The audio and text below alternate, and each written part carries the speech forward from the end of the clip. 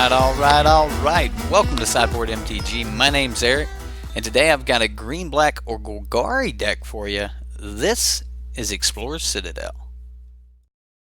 So when I first seen the Bolas' Citadel deck, I thought it was a meme. You know, one of those, this one time in Magical Christmas Land kind of things.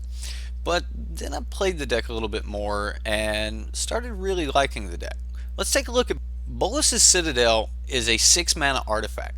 It says for 3 and 3 black, you get a legendary artifact that allows you to look at the top card of your library at any time. You may play the top card of your library. If you cast a spell this way, pay life equal to its converted mana cost rather than paying its mana cost. It also has the ability to tap it and sacrifice 10 non-land permanents, and each opponent will lose 10 life.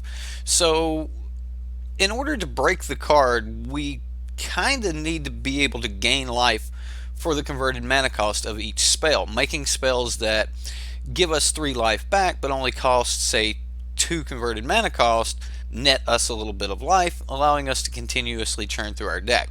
The problem there is you run into land pockets, which can kind of stall you out, and anyone who's ever played Experimental Frenzy knows exactly what I'm talking about.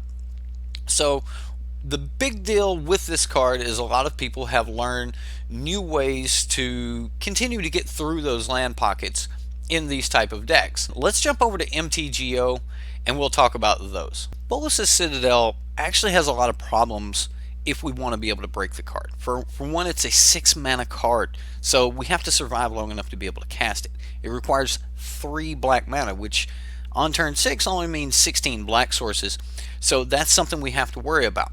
We also need to be able to remove land pockets from our deck so that we can continue to cast spells. If we're going to continue to cast spells, it's going to cost a lot of life, so we need to be able to gain life from the spells that we are casting. And then if we want to be able to activate its ability more than one time, we either need to be able to untap it or replace it. So that brings us to one of the first little features about Bolas' Citadel. So you're casting through your deck, and let's say that the deck construction's fine and we're able to do that. As you're casting through your deck, you find another Bolas' Citadel. You have 9 other non-land permanents on the battlefield along with your current Bolas' Citadel. You pay 6 life, cast Bolas' Citadel off the top of your library. Hold priority with that Bolas' Citadel on the stack. You can then activate your current Bolas' Citadel on the battlefield, sacrificing itself along with 9 other non-land permanents, and then allow the first Bolas' Citadel to resolve. So your opponent has taken 10 points of life, and now you still have a Bolas' Citadel to continue doing the God Pharaoh's work, right? So once you've done that, you can just continue going down until you get to another Bolas' Citadel, and hopefully you have 9 other non-land permanents, and then you can cast that Bolas' Citadel as well. Now, one of the problems with that is you could end up continuing through your deck multiple times, and that's why one of the iterations of this deck, and my favorite, and I believe it's the way we'll end up doing this as the deck continues to progress, is Gaia's Blessing.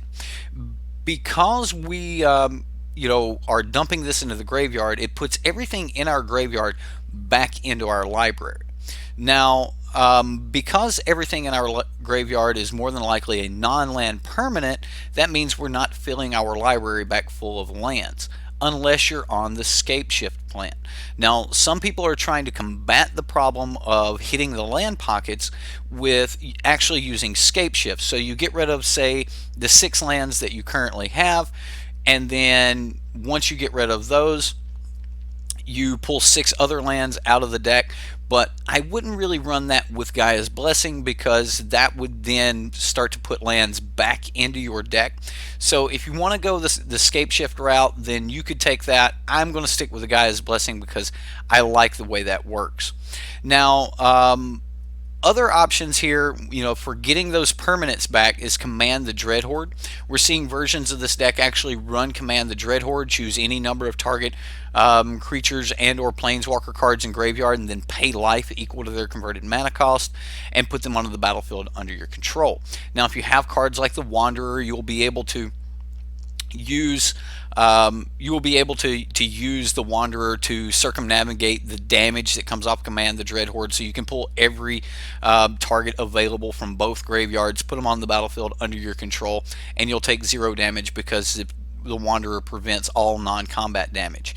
Now, if you do want to use this route and you want to use the Command the Dread Horde version of the deck, a lot of times if you're on the Explorer package, which we'll talk about in just a moment, if you're on the Explorer package, you'll have enough life that you can pay for most things anyway, and you may not need the Wanderer. But if you want to splash white in your deck, go ahead. I think it will weaken the gameplay of the deck overall for just a splash for a single card, but maybe you can find other cards you want to play in your version. Now, as far as the gaining life issue goes, Wild Growth Walker kind of deals with that really well. With Wild Growth Walker, that allows us to gain 3 life every time we have a creature enter the battlefield that explores. And a card like Jadelight Ranger may cost 3 life to cast, but if we have a Wild Growth Walker, we're going to gain 6 life back, and that allows us to net a little bit more life to cast even more spells. The same can be said for cards like Gift of Paradise. They only cost 3 mana, but you gain 3 life back. Bond of Flourishing goes, this is a 2 mana card, but you're going to gain 3 life, and you're going to gain access to another part of your combo. Like if you need pieces to make sure that you can continue to go through your deck, you can find most of those pieces no matter which variant of the deck you're playing with Bond of Flourishing, because it will allow you to pull a permanent card from among the top 3 cards of your library. Some people are running copies of Treasure Map. Treasure Map will help you dump cards off the top of your library. If you want to go the route where you're just trying to untap a single Bolas' Citadel, Kiora works great for that. Other cards that are good for fighting through those land pockets are Wayward Swordtooth and Path of Discovery. Path of Discovery on the battlefield, and every creature that you play will then explore, making sure that you can always fight through land pockets. So let's take a look at some of the different versions of the deck that people are playing. Look at this particular version. This is by Dr. Frank Karsten, and he is using Scape Shift to be able to peel his lands out of his deck. He's also using Psy Master Thopterist, which will allow him to create a huge battlefield, so he'll have these non-land permanents to sacrifice.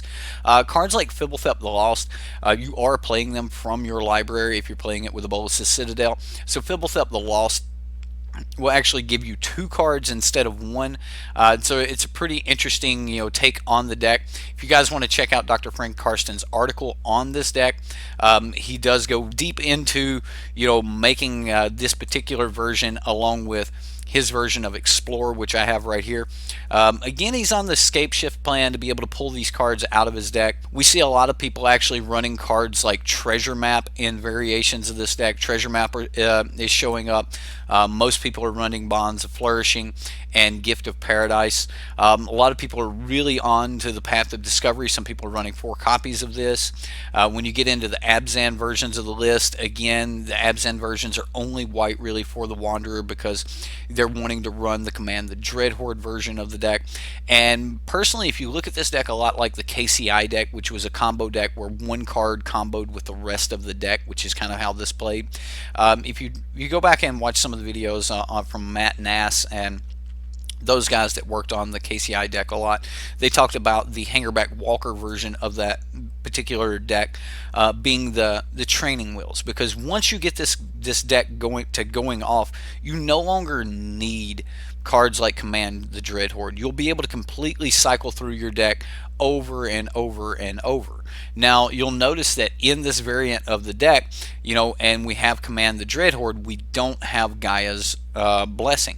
So without having Gaia's, you actually do need some way to cycle through your deck and get these permanents back, because if someone's at 21 life, you're going to need 3 activations in order to kill them, and you really don't have 30 creatures in your deck to be able to sacrifice 30 permanents. So that's not really feasible, so you will need some way to reuse all of these creatures, and Command the Dread Horde does do that. Now Gaia's Blessing, with the Explore mechanic, we're pushing through and we're we're dumping it into the graveyard, so we put all of those creatures and things in our graveyard back into our library, and that means we no longer have to worry about like hitting as many lands and things like that. So we get more permanents. And if you look at this version of the deck, you're going to see that Arboreal Grazer has started to show up in the deck. Now, if you want to run Land of War Elves, you can. If you want to run, Seeker Squire as like Seeker Squire and Merfolk Branchwalker, I believe these cards are going to be kind of interchangeable depending on where the meta is currently at. If the meta is very aggressive, you may want Seeker Squire. If you find that you end up taking lines where you're being the aggressive player, then you may end up wanting Merfolk Branchwalker, and I think that's really just going to depend on whether or not we're playing against a lot of control decks or we're playing against a lot of aggressive red decks and things like that. I've been running into a lot of aggressive red decks, so instead of Land of War Elves, I'm going with the Arboreal Grazer.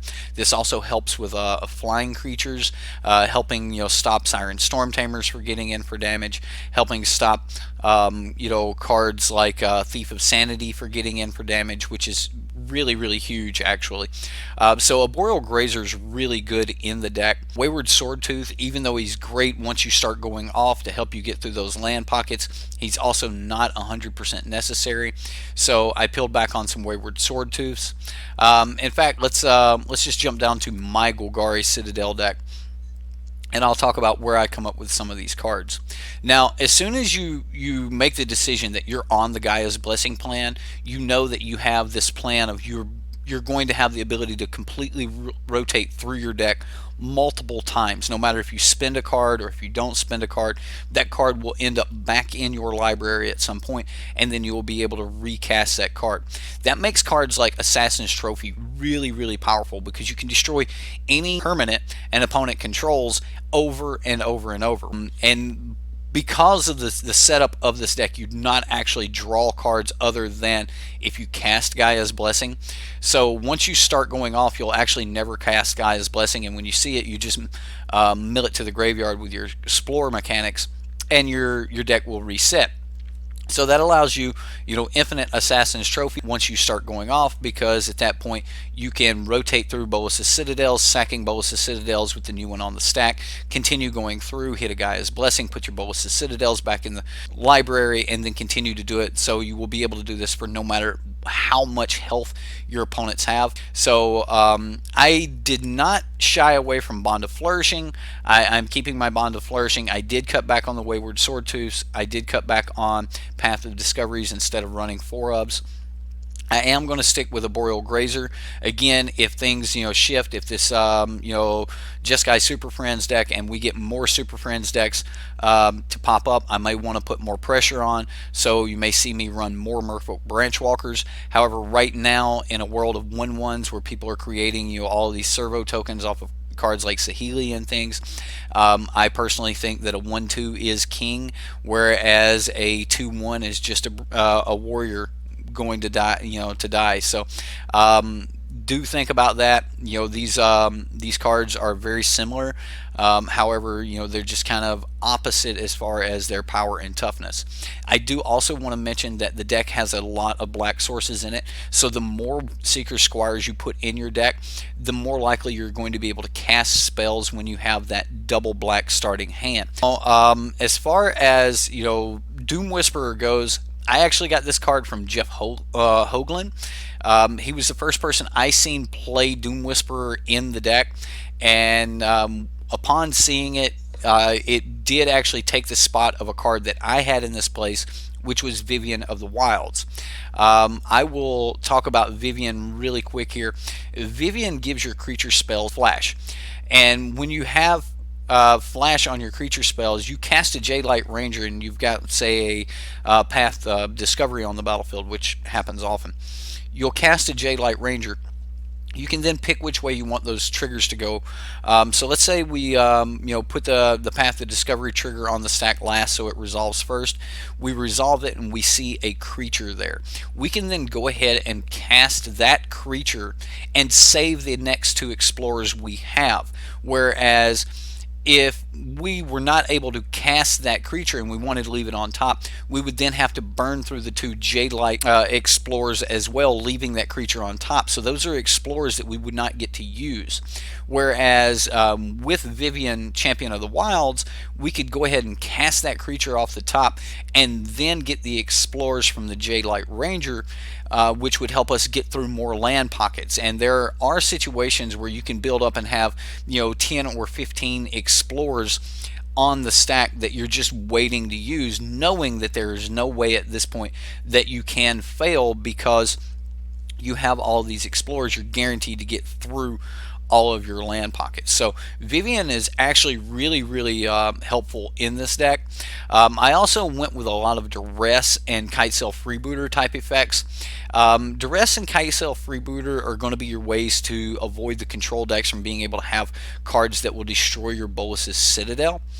And then, of course, Cast Down being one of the better spells that you can run as far as having just a good kill spell. Sometimes you might want to get rid of Deputy of Detention and things like that. Thrashing Brontodon, because we need ways to destroy artifacts, plus it's a creature, need ways to destroy enchantments, plus it's a creature and it's under 3 converted mana cost. So if we have a Path of Discovery, it's free to cast with Wild Growth Walker, giving us the 3 life back. So 3 converted mana cost, really important for the deck. The one that I'm kind of on the fence about here, I do have a treasure map which is really good at giving us the ramp and helping us get to the mana we need to be able to cast Bolas' Citadel, and it's the reason I've picked this over Argyle's Bloodfast. I ended up going with treasure map because of its ramp capabilities and because I don't actually have to pay much mana into it. The 2 mana from Argyle's Bloodfast was just really hard, and I like treasure map in the early part of the game better than I like Argyle's Bloodfast. So there's a lot going on with Bolas' Citadel. The card's really powerful, and I really enjoyed playing this deck, and I hope that you're going to enjoy playing it as well. If you did like today's show, don't forget to hit that thumbs up button. Hit the subscribe button if you're new. You're going to want to hit the bell for notifications so you can see when new videos are coming out. If you want to help support the channel, you can do that here on YouTube Gaming by just hitting that join button and come join us live when we do our live streams. Or if you want to help over on Patreon, we do have a Patreon set up and you can help there as well. Also, if you want to play this deck or any other deck, don't forget my sponsors, Mana Traders, where you can be a better Magic player. They have access to all of the cards, and you will too, for one flat rate. Check them out. Link is in the description box below on how you can save 15% on your first 3 months when you sign up. My name's Eric. Stay awesome, and we'll see you next time.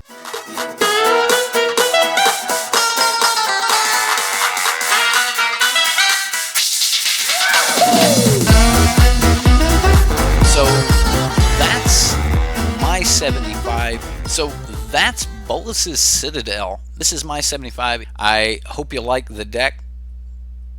And